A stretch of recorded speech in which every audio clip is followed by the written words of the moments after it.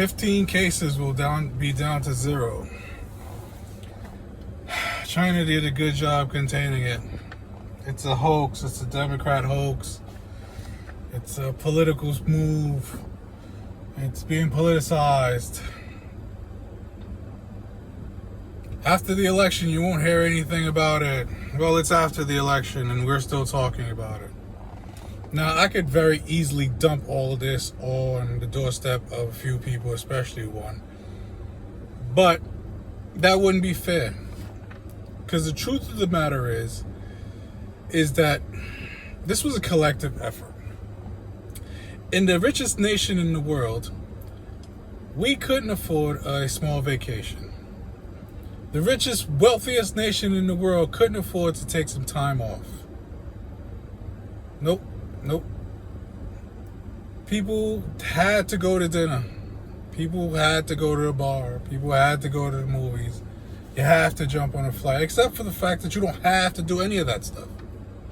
And some people have to travel. I doubt you're one of them. But you could be. So I could dump this all on Donald Trump's doorstep, but that wouldn't be fair. This was a collective effort of stupidity and selfishness. I understand people are going to go, well, we had to go to work and make money. Yeah, you did. But think about what I said. The richest nation in the world, the wealthiest nation in the world, could not shut down for a small period of time so that COVID could have been dealt with properly. Think about that. I'll give you a moment with that. You still have people who are fighting against the mask, and the people who were fighting against the mask and the vaccines are now going, hey, get vaccinated, get the mask, and congratulations, big whoop, you finally got on the right page.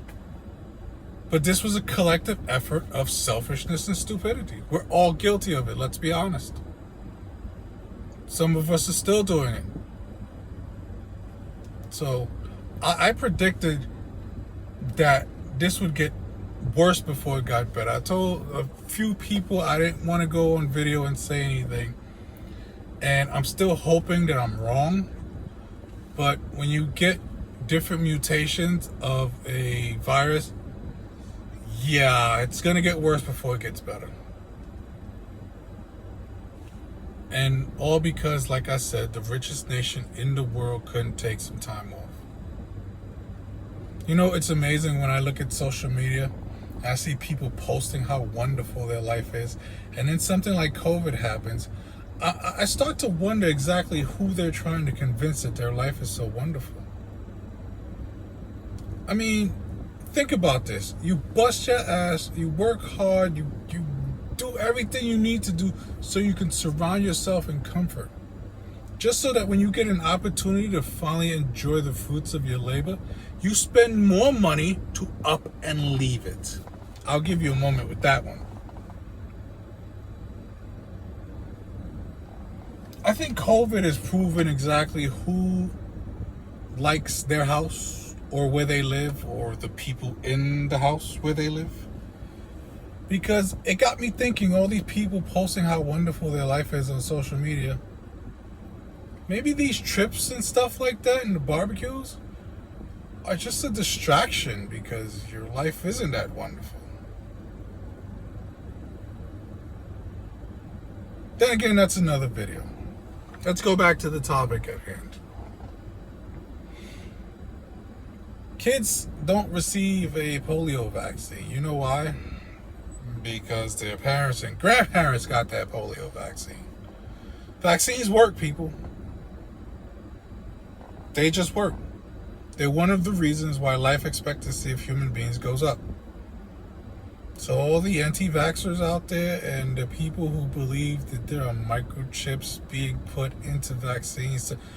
First of all, you're not that important. Let me break that to you right now. The government doesn't care about you. You're not that important that somebody wants to put a chip in you. I'm sorry to tell you that. No one cares. You want to get on the government's radar list? Do something stupid like they did on January 6th. Then you'll get on the government's radar list. Then you'll be noticed.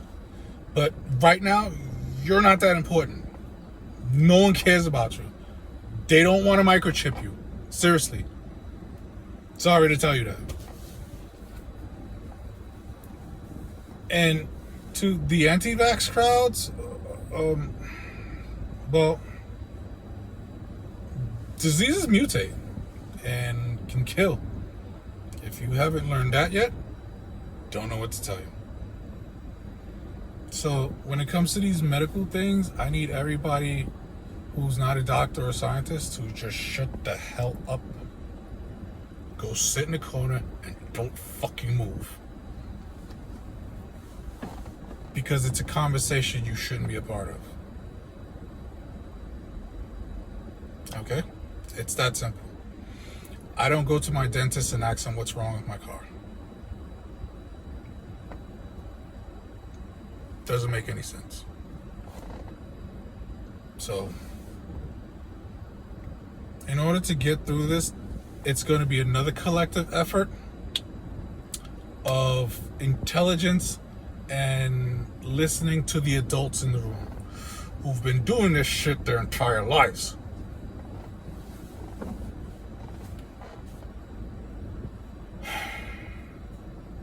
But whatever.